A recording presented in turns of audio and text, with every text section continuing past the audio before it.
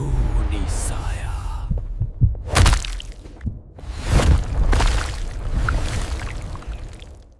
चेडी पे, जिसकी गोद में अभी भी महेश की लाश थी, रो रही थी और उससे बार बार माफी मांग रही थी। सूरज निकलने से पहले वह महेश के शरीर को उठाकर हवेली ले गई और उसे सोफे पर रख दिया। तभी सोना उसके सीने पर चढ़ गया और उसके घाव को चाटते हुए रोने लगा। महेश की हालत देखकर चेटीपे को बहुत गुस्सा आया। उसने अपनी मुट्ठियां भींच लीं और रात होते ही नक्सलियों के अड्डे पर हमला कर दिया। चेडीपे ने ऐसा हमला किया कि एक एक करके सबकी जान चली गई। आखिर में उसने एक नक्सली का हाथ काट दिया और उससे पूछा कि वह शिकारी कहाँ मिलेगा जिसके पास उसके महेश की आत्मा है। वह नक्सली दर्द से चिल्ला रहा था और बार बार कह रहा था कि उसे कुछ नहीं पता।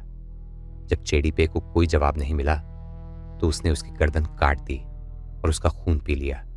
फिर गुस्से में पूरे कैंप को तबाह कर दिया। तभी एक चमत्कारी दरवाजा खुला और अघोरी नंदा बाहर आए। उन्होंने रेशमा से पूछा कि क्या ये सब करने से महेश वापस आ जाएगा। रेशमा ने कहा कि बाबा, आपने मुझे यहां एक मकसद से भेजा था, लेकिन मैं असफल हो गई। बाबा ने कहा कि तुम यहां मिल्स के दोस्त को मारने आई थी और वह मर चुका है, तो यह असफलता कैसे हुई। रेशमा ने कहा कि वह महेश को नहीं बचा पाई, वह उसे बचाते हुए खुद मर गया। बाबा ने कहा कि मायावी जीवों को मृत्यु का डर नहीं होता और अभी भी एक आखिरी रास्ता बाकी है जिससे महेश की आत्मा को मुक्त किया जा सकता है। रेशमा ने उनसे उस शिकारी का पता और उसे हराने का तरीका पूछा। बाबा ने बताया कि इस युद्ध में सिर्फ ताकत नहीं बल्कि चालाकी भी काम आएगी, क्योंकि वह एक मायावी शिकारी है। एक तरफ अघोरी चेडीपे को तैयार कर रहे थे, वहीं दूसरी तरफ शिकारी शंकर ने एक बच्चे को बांधकर मंत्र पढ़े और उसके माथे पर भस्म लगाई। हर बार भस्म लगाने पर लड़की की आंखें लाल हो जाती और वह मर्दानी आवाज में चिल्लाती कि उसे छोड़ दिया जाए।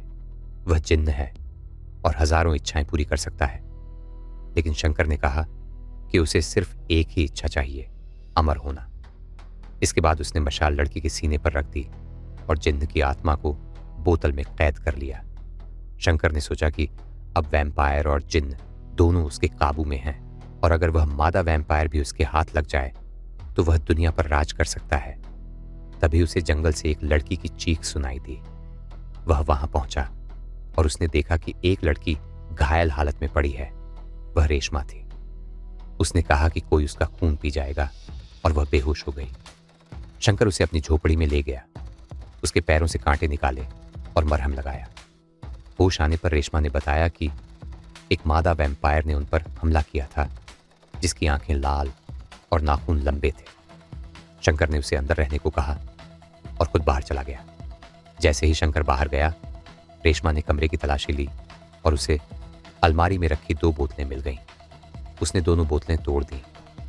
पहली बोतल से महेश की आत्मा बाहर आई और दूसरी से एक जिन्न। महेश ने उसे वहां से भागने को कहा, लेकिन रेशमा ने कहा कि अब वह उस शिकारी का अंत करेगी और उसका हथियार शैल पर्वत के मंदिर में है। उधर शंकर पेड़ पर बैठकर नजर रख रहा था।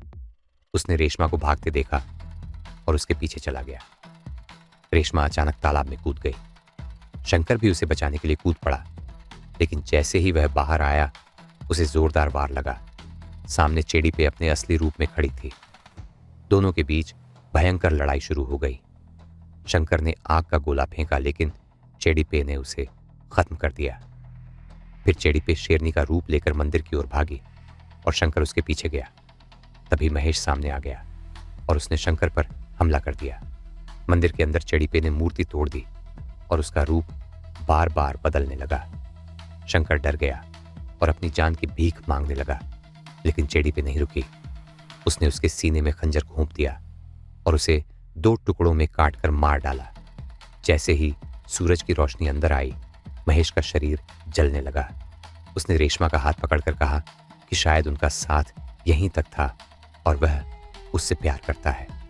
तभी चेडीपे ने अपना खून उसे पिला दिया, जिससे वह इंसान बन गया। उसने कहा कि दिन में वह इंसान रहेगा और रात में वैम्पायर बनेगा। ऐसा 100 बार तक हो सकता है। यह सुनकर महेश ने कहा कि वह उससे बहुत प्यार करता है। चेडीपे मुस्कुराई और रेशमा बन गई। दोनों ने एक दूसरे को प्यार से गले लगाया और चूम लिया, और इसी के साथ उनकी ये कहानी खत्म हो गई। लेकिन क्या ये सच में अंत था या किसी नई कहानी की शुरुआत, ये समय ही बताएगा। अगर आपको ये कहानी पसंद आई हो तो वीडियो को लाइक ज़रूर करें, और ऐसे ही रोमांचक और रहस्यमयी कहानियों के लिए चैनल को सब्सक्राइब करना न भूलें। आपकी एक लाइक और सब्सक्रिप्शन हमें और भी ऐसी कहानियां लाने के लिए प्रेरित करती है। मिलते हैं अगली कहानी में, तब तक के लिए धन्यवाद।